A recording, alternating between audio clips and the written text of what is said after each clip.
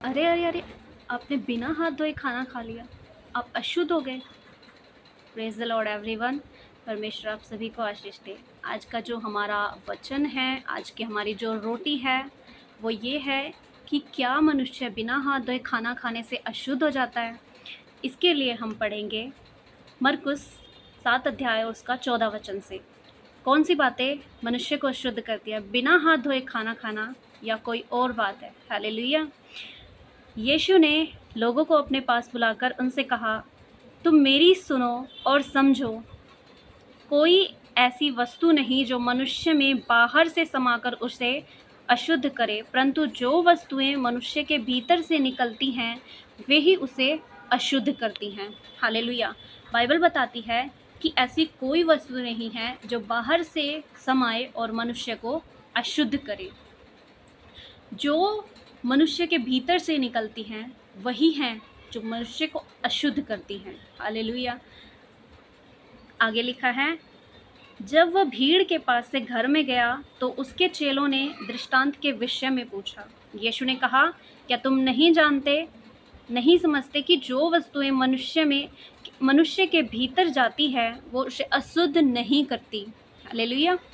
आगे लिखा है, क्योंकि वह उसके मन में नहीं परंतु पेट में जाती है और संडास में निकल जाती है। ये कहकर उसने सब भोजन वस्तुओं को शुद्ध ठहराया।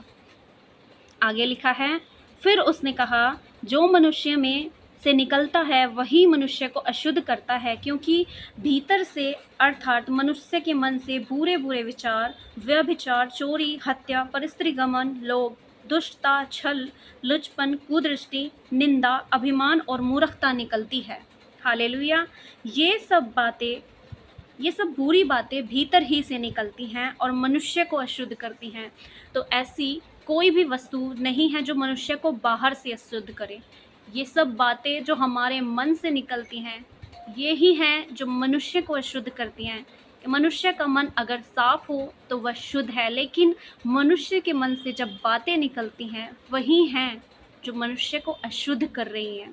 आज मनुष्य के मन में पाप है, चोरी करना, व्यभिचार, झूठी बातें गढ़ना, झूठी गवाही देना, ये ही सब बातें हैं जो एक व्यक्ति को अंदर से अशुद्ध कर रही हैं। वो बाहर से चाहे कितना भी शुद्ध बनने की कोशिश करे, लेकिन उसका मन ही जब शुद्ध नहीं है तो वो व्यक्ति शुद्ध नहीं है।